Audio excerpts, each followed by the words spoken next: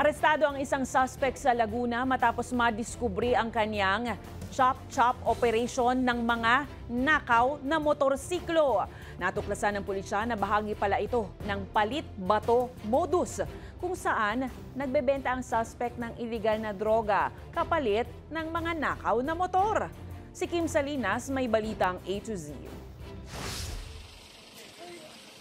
Kami po ay may hawak na search warrant. Maghahain lang sana ng search warrant ng Liliw Police at Laguna Highway Patrol Team laban sa isang alias Jerry noong October 31 dahil sa mga armas na hinihinalang walang lisensya. Nakakita rin tayo ng isang caliber .22 na baril or pistol na wala ring pagkakailanlan ng paggawa at wala ring lisensyado or hindi po ito lisensyado.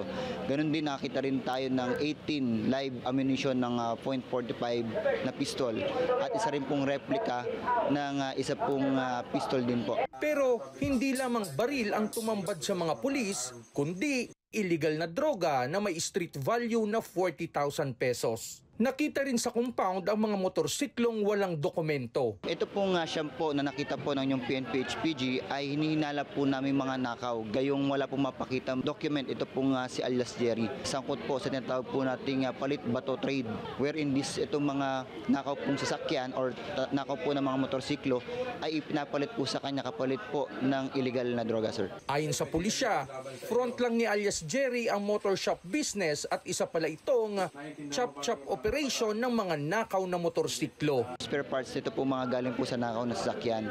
At isa rin nga din sa tinitignan po namin yan, yung pag-front po niya ng business ng motorcycle shop na kung saan yun din po talaga din yung halos na binibigyan or binabagsakan po niya nito po mga chap-chap po ng mga motorsiklo. Nasa kustudiya ngayon ng HPG Laguna ang suspect na mahaharap sa karagdagang kaso na anti-fencing law at paglabag sa Comprehensive Dangerous Drugs Act of 2002. Iniimbestigahan na ng mga pulis kung konektado ang suspect sa mas malaking sindikato.